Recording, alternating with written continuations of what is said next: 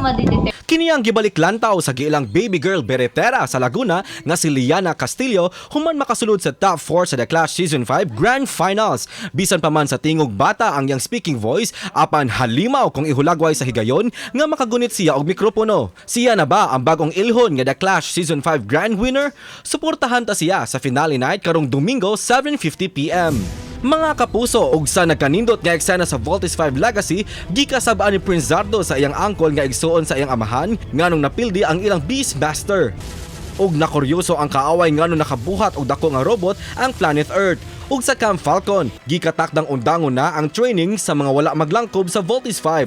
Ana sa Paris ang real-life couple nga sila Ruru Madrid ug Bianca O'Malley alang sa ilang mas gipakilig nga finale week sa romantic fantasy serye nga The Right One. Kutob na lang ba sa libro ang ilang love story? Kanang dungantang sundan sa finale week pagkahuman sa Voltes 5 Legacy.